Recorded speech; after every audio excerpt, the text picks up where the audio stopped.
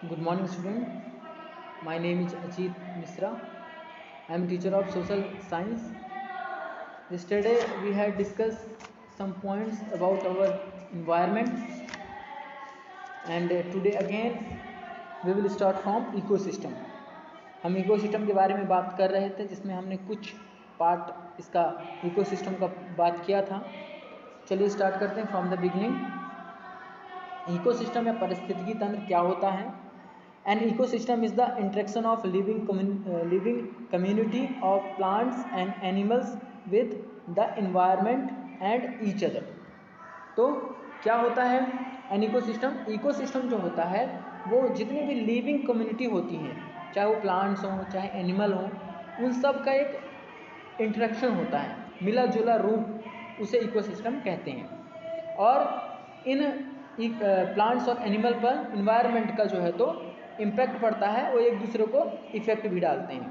ठीक है. Ecosystem exist on A variety of scales.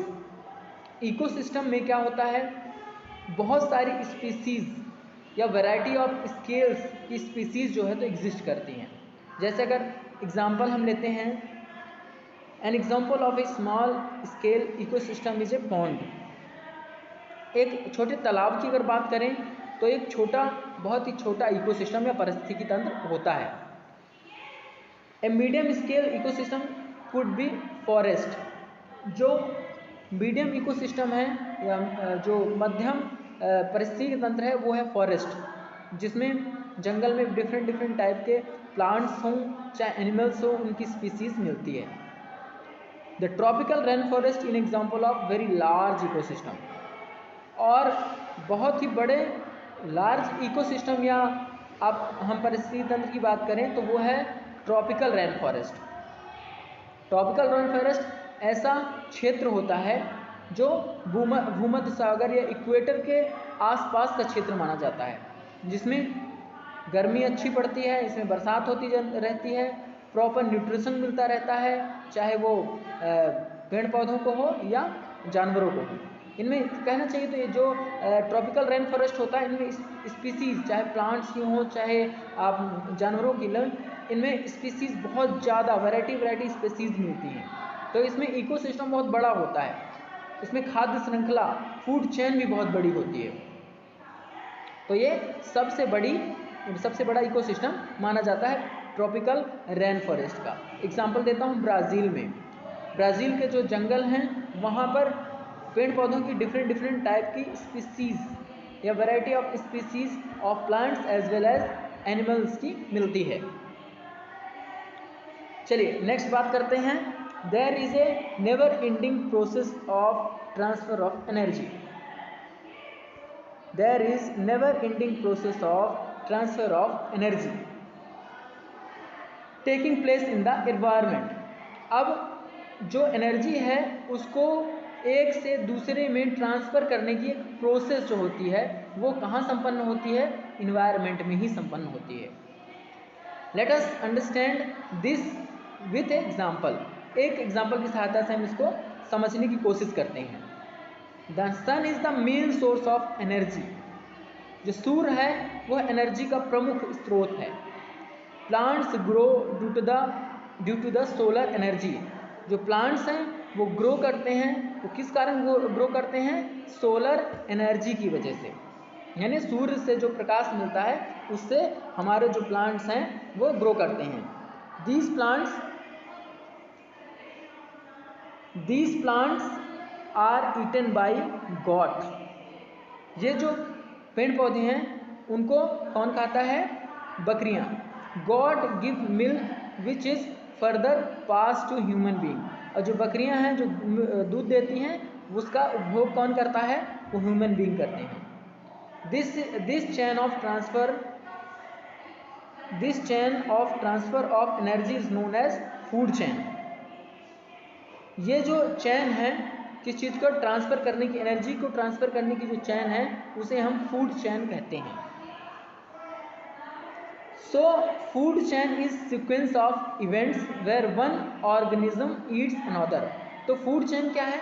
Food chain एक सीक्वेंस है, एक श्रृंखला है जिसमें एक जीव दूसरे जीव को क्या करता है, एक जीव दूसरे जीव को भोग करता है, या जो एक जीव में जो एनर्जी होती है दूसरा जीव उस एनर्जी को ले करके अपना जो है तो जीवन या अपने सर्वाइवल्स को बनाए रखता है, एग्जिस्टेंस अपना अस्तित्व बनाए रखता है।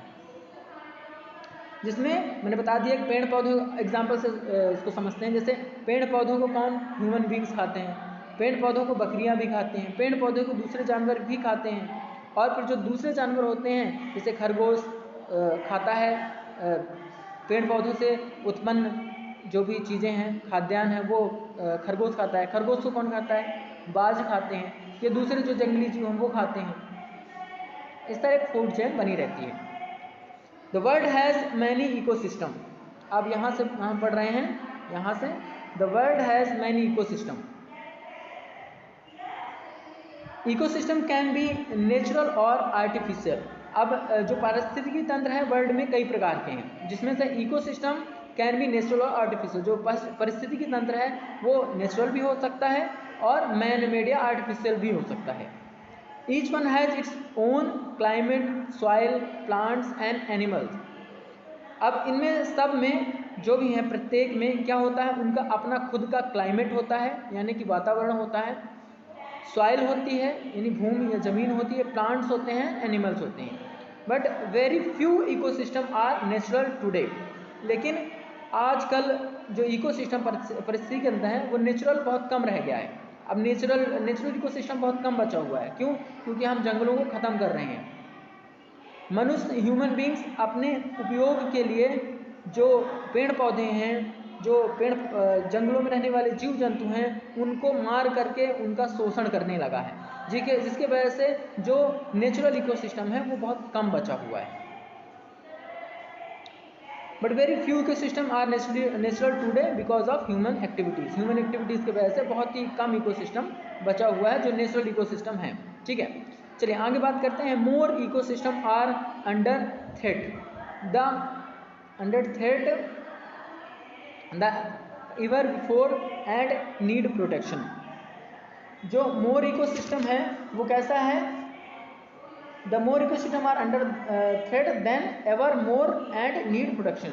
जो इकोसिस्टम है, जो नेचुरल इकोसिस्टम है वो किसमें है, वो बहुत ज़्यादा थ्रेट में है। थ्रेट मतलब उनमें कमी बहुत ज़्यादा आई है, वो संकट में है और उन्हें प्रोटेक्शन की ज़रूरत है। मतलब जंगल, इंसान बिल्डिंग बना रहा है पेड़ पौधों को समाप्त करके, तो इसके वजह से जो नेचुरल इकोसिस्टम वो ख़त्म हो रहा है। नेचुरल इकोसिस्टम की वजह से जो क्लाइमेट है उसमें भी उसका इम्पैक्ट देखा जाता है। बरसात नहीं होती, कहीं बहुत ज़्यादा बरसात हो जाती है, बहुत फ्लड आ जाता है, कहीं सूखा है, इसकी वजह से।